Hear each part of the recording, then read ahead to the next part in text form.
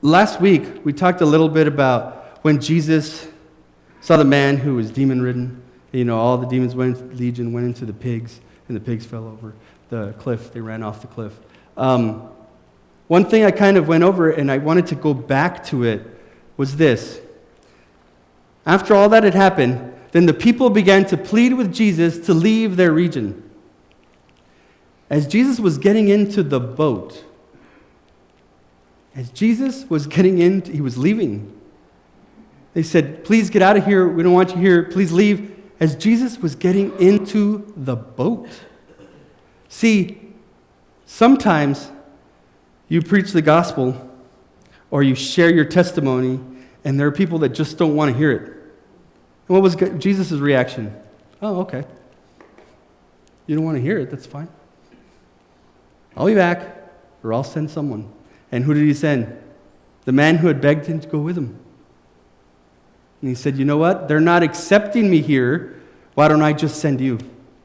And he said, you go home. You go tell them about what God did for you. You go do it. You do it. Even Jesus could see that and recognize that. Yes, the gospel was preached to everybody in the graveyard shift. Did they all respond? No. A lot of them did. A lot of them didn't. But I did my job.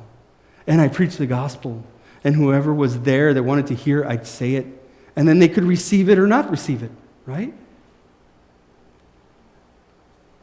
As Jesus was getting into the boat. And then it reminded me of what we were talking about. I'm just trying to tie it all together for us this week, right? And so then neither he who plants is anything, nor he who waters, but God who gives the increase. Now he who plants and he who waters are one. Jesus had just gotten there and planted. He planted with this man. Everybody saw it.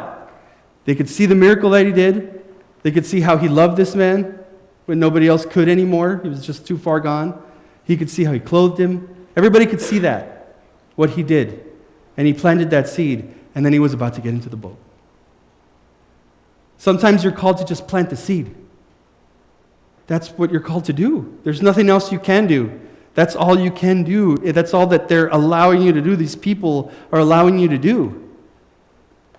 Most of the time this happens in our families, right?